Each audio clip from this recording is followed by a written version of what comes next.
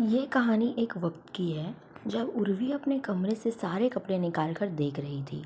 उर्वी को एक भी कपड़े पसंद नहीं आते। उर्वी कहती है, क्या यार उर्वी, तेरे पास ढंग के कपड़े भी नहीं है। ऐसा देखकर तुझे कोई नहीं बोलेगा कि तेरी नई नई शादी हुई है। एक भी अच्छी सी कोई साड़ी नहीं है और ना कोई ड्रेस है। लेकिन कोई बात नहीं, मेरा भी नाम उर्वी है। फैशन के बारे में मुझसे ज़्यादा किसे ही पता होगा। फिर वो झटपट अपनी दोस्त रानी के पास जाती है और फिर वापस आकर अपना खुराफती दिमाग चलाती है और बोलती है, मैं अब पुरानी साड़ी से एक नया फैशन बनाती हूँ। उर्वी इतना बोलकर अपनी एक साड़ी निकालती है और उसे साड़ी के पल्लू को बीच बीच में कहीं कहीं काट देती है और एक नए डिज़ाइन बना देती है।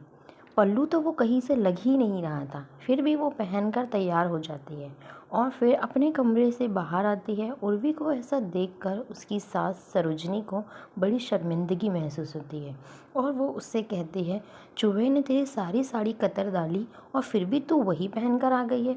तेरे पास साड़ियों की कमी है क्या? अगर साड़ियों की कमी है तो मुझे बता दे, मैं तुझे नई साड़ी दिलवा दूंगी। माँ जी, ये चूहे ने नहीं कतरी है, मैंने 2 घंटे बैठकर मेहनत से डिज़ाइन बनाया है और आप बोल रही हो कि चूहे ने कतर दिया। माँ जी, आपको तो कोई सेंस ही नहीं है फ़ैशन का। बहू, अगर यही सब फ़ैशन होता है तो बहुत अच्छी बात है, मुझे कोई सेंस नहीं है फ़ैशन का। तू जाकर पहले ये साड़ी निकाल दे, बहुत ही बकवास लग रही है। ना तन ढक रहा है ना सर ढक सकता है। नहीं माँ जी, मैं नहीं बदल रही। आपको नहीं पता, मेरे जैसे फ़ैशन के लिए लोग मरते हैं। बहू, मैं प्यार से समझा रही हूँ, तू ये साड़ी निकाल के रख दे। तू मेरे नाक कटवाना चाहती है क्या? तुझे तेरी हंसती हुई सास अच्छी नहीं लगती? माँ जी, आपको भी क्या आपकी हंसती हुई बहू अच्छी नहीं लग रही? शादी के बाद आज जाकर मैंने अपना स्टाइल किया हुआ कपड़ा पहना है, उसमें भी मना कर रही है। माँ जी, ये तो नहीं हो सकता। बहू, ये सब ना टीवी में ही अच्छा लगता है और असल ज़िंदगी में लोग तुझे ऐसे देखेंगे और मुझे मेरी बहू का मजाक बनवाने में कोई शौक़ नहीं है। माँ जी, हर किसी इंसान की आपकी जैसी सोच नहीं होती है और यही सब लोगों को आजकल फ़ैशन आइकॉन लगता है और मैं भी ये आपकी खुशी के लिए नहीं बदल सकती हूँ। उर्वी वहाँ से चली जाती है और उर्वी की सास उसको समझाने की बहुत कोशिश करती है, पर उर्वी एक भी नहीं सुनती और वो ऐसे ही अब रोज़ रोज़ अतरंगी और अजीबोगरीब कपड़े पहन कर रहती है। आसपास के लोग भी अब सरोजनी को की बहू को लेकर ताने देने लगते हैं। धीरे धीरे ऐसे ही कई दिन निकल जाते हैं। कुछ दिन बाद उर्वी और रानी अतरंगी कपड़े पहनकर बाजार में सब्जी लेने गई थी। उर्वी और रानी को ऐसे अतरंगी कपड़ों में उसकी पड़ोसन मंगला देख लेती है और तुरंत जाकर वो सरोजनी से कहती है, तेरी बहू उस रानी के साथ रह के शौक चढ़ गया है क्या, उर्फी जावेद और राखी सावंत बनने का? अरे, बाजार में दोनों फ़ोटोशूट करवा रही है। फ़ोटोशूट? कैसा फ़ोटोशूट हो रहा है? मैं कुछ समझी नहीं। और ये उर्फी जावेद और राखी सावंत कौन है? मेरी बहू का नाम उर्फी नहीं उर्वी है और उसकी सहेली राखी नहीं रानी है। क्या आप मेरी बहू का और उसकी सहेली का नाम भी भूल गई है? नहीं, तेरी बहू का नाम नहीं भूली हूँ, लेकिन उन दोनों की हरकतें देखकर उर्वी और रानी कम, उर्फी और राखी ज़्यादा लग रही है। तुझे पता है लोग उन्हें कैसे पलट पलट कर देख रहे थे? मुझे तो उन्हें देखकर ही शर्म आ गई। तू पहेलियाँ मत बुझा और साफ साफ बता हुआ क्या है। मंगला उर्वी की सास को सब कुछ बताती है। उर्वी की सास कहती है, अरे वो सुनती कहाँ है। अरे तो प्यार से नहीं तो गुस्से से समझा दे, कम से कम थोड़ी अक्ल तो आएगी। ठीक है, यही करती हूँ, आज आने दे उसे घर।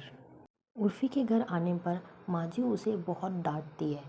फिर वो माँ जी को कहती है, माँ जी, लोगों का तो काम ही होता है ना बोलना, और उन लोगों को तो इतनी भी हिम्मत नहीं है जिसकी बुराई कर रहे हैं उसके मुंह पर करे। अब मैं उनकी भी बात का बुरा मानूं?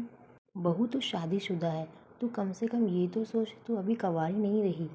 माँ जी, ये स्टाइल है मेरा, आप देखना और भी लोग ये वाला स्टाइल कॉपी करने लग जाएंगे। हाँ, जैसे तूने और तेरी सहेली ने उर्फी जावेद और राखी सावंत जैसा स्टाइल कॉपी किया है, और वैसा ही लोग तुम दोनों का स्टाइल कॉपी करेंगे।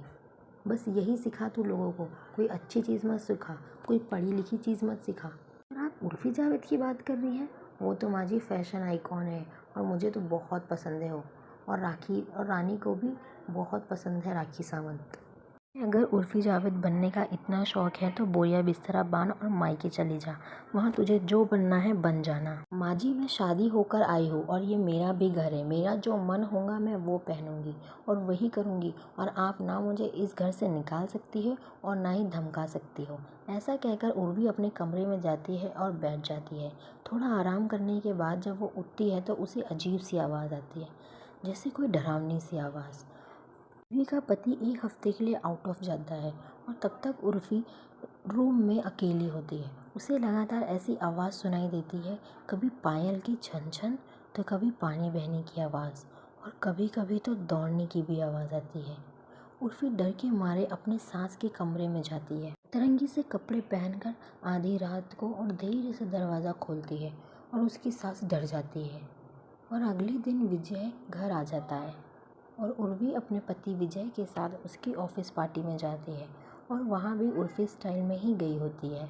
तो वहाँ के लोग उर्वी का मजाक भी बनाते हैं और वहाँ विजय को बहुत शर्मिंदगी महसूस होती है। विजय तो बहुत ही ज़्यादा गुस्सा हो जाता है और वो फ़ौरन घर आता है, और घर आते आते रास्ते में कार टकराती है और उर्वी बेहोश हो जाती है। फिर से उसे सपने में भी वही सब आवाज़ें आती है, और वो अब उन आवाज़ों के पीछे भागने लगती है और देखती है कि कई ऐसी हस्तियाँ हैं जो उर्फ़ी स्टाइल में कपड़े पहनती है। वो कुएं में गिरी होती है और बचाव बचाव करती है। वो सब देख ही रही थी कि उसको होश आ जाता है और कहती है, अब से मैं कभी उर्फ़ी स्टाइल के कपड़े नहीं पहनूंगी और ना ही माँ जी की बात ना मानूंगी। वो सबसे माफ़ी मांगती है और अब उर्फ़ी को भूलकर उर्वी ही बन जाती है। अगर आपको ये कहानी पसंद आई है तो हमारे चैनल को सब्सक्राइब करें और बेल आइकन दबाना ना भूलें। ये एक काल्पनिक कहानी है।